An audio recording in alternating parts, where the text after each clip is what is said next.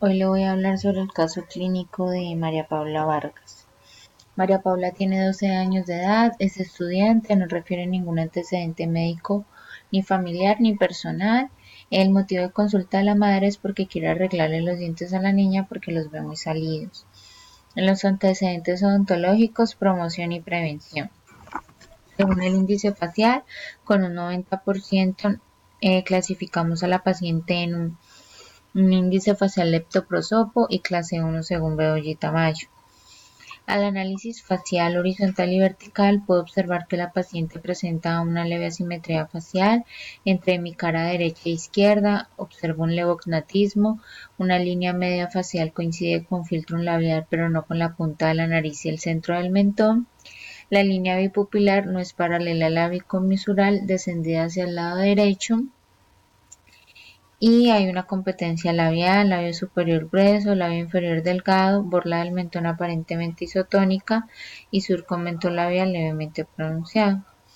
En los tercios faciales observo que la paciente presenta el tercio superior un poco más aumentado con respecto a los otros dos tercios, pero digamos que la simetría es muy leve y la altura del pabellón derecho-izquierdo se encuentra simétrica. Al análisis de los quintos faciales observo quintos no proporcionales, ala nasal derecha e izquierda, la ala nasal derecha por fuera del canto interno 2 milímetros y la ala nasal izquierda por fuera del canto interno 0,5 milímetros. Las comisuras labiales no coinciden con el nimbus mediales oculares y veo pues los porcentajes de los quintos que no se encuentran proporcionales en medida. Al análisis del perfil facial me da una paciente con 20 grados, un perfil convejo. Según Simmons nos da una cara prominente con un perfil convejo también. Al ángulo glabellar me da 140 grados aumentado. El ángulo nasolabial me da 114 aumentado y el surco mentolabial me da 5 milímetros normal.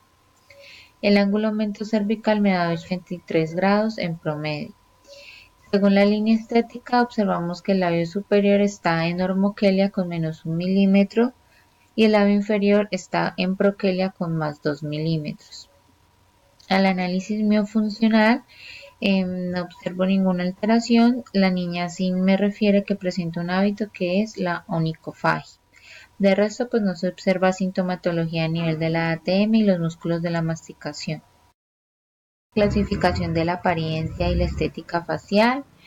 En la macroestética observo que la línea media facial coincide con la línea media dental superior y que los planos bicomisural es paralelo con el pupilar y el eje del labio inferior. En la mini estética observo competencia labial, selle labial no forzado, observo una sonrisa consonante alta, línea media dental superior coincide con la línea media facial y corredores bucales disminuidos. En la fotografía frontal observo que el biotipo superior e inferior es normal, diastema a nivel de los centrales, una fluorosis dental generalizada y puntos cenit no armónicos. Al análisis cefalométrico, el tipo facial de mi paciente me da con 90 grados mesoprosopo, pero el cono facial con 62 grados dólico facial. En la relación de las bases óseas me da una NB de 6 grados, siendo una paciente clase 2 y según el plano de Witts me da una paciente clase 1 con 2 milímetros. Al análisis maxilar observo prognatismo maxilar con respecto a SN, también observo prognatismo maxilar con respecto a Frankfurt y en cuanto al tamaño con la vertical de A y la vertical de T también observo un macrognatismo con 54 milímetros. Al análisis mandibular observo que el SNB se encuentra en promedio con 82 grados. Observo alterado el tamaño del mentón con un micrognatismo de 4 milímetros y una hiperflexión mandibular con 5 grados. La dirección del crecimiento de mi paciente está siendo vertical con 87 grados. Al análisis del plano oclusal me da que el plano oclusal está verticalizado con 17 grados. En relación en sentido vertical me da una mordida profunda con 6 milímetros. Al análisis dental superior observo que mi incisivo superior se encuentra proinclinado respecto al plano palatal en 129 grados y con el plano de Frankfurt en 130 grados. Al análisis dental inferior observo que el incisivo inferior se encuentra dentro de la norma, pero ya en la proyección del incisivo en la medida lineal me da de prodentismo de 6 milímetros y el ángulo interincisivo me da de 112 grados disminuido.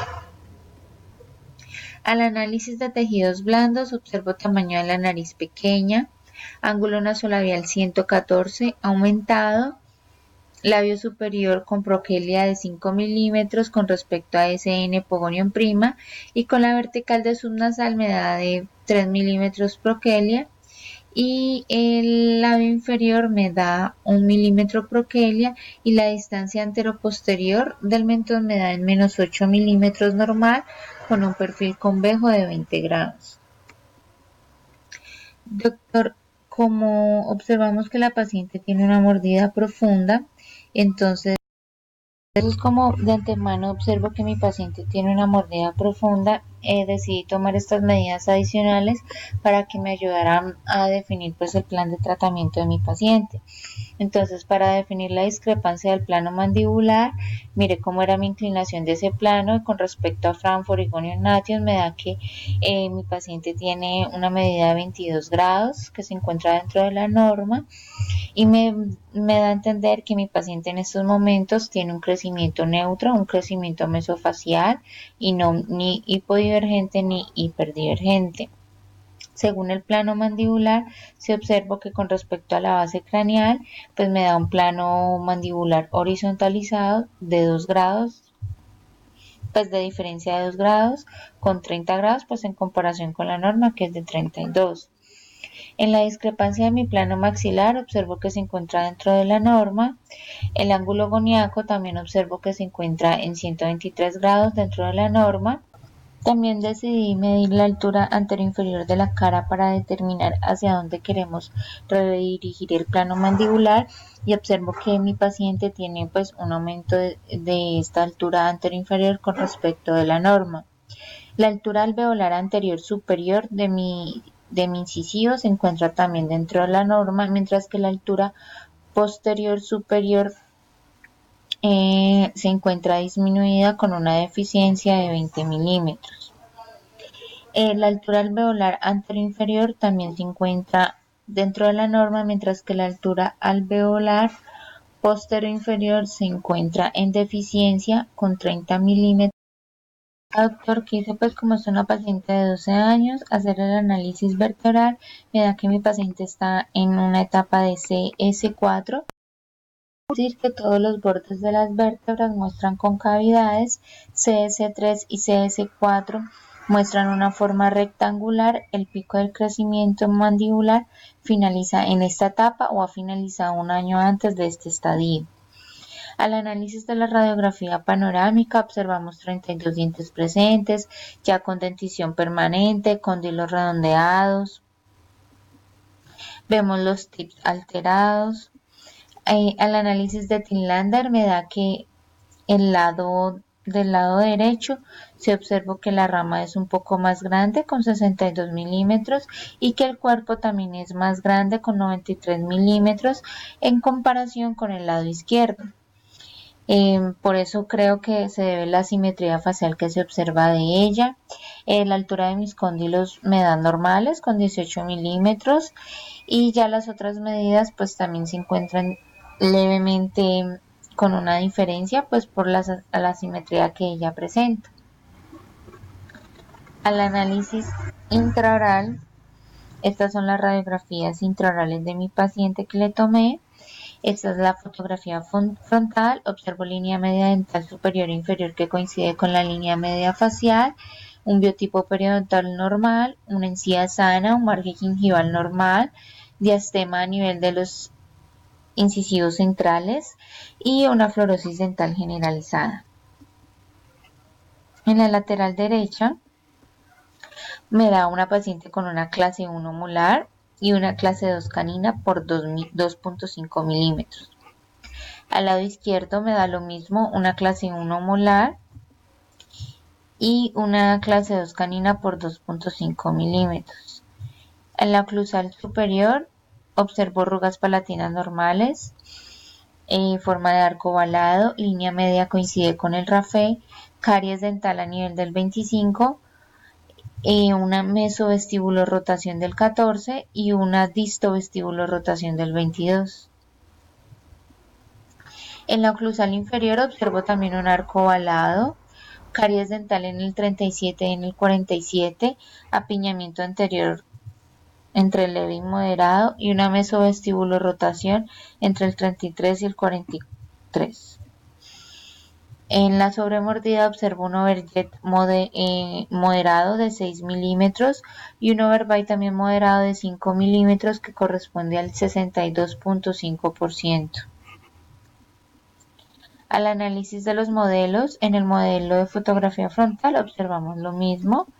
En los modelos de lateralidades, de fotografías laterales, observo lo mismo, la clase 1 molar bilateral y la clase 2 canina bilateral.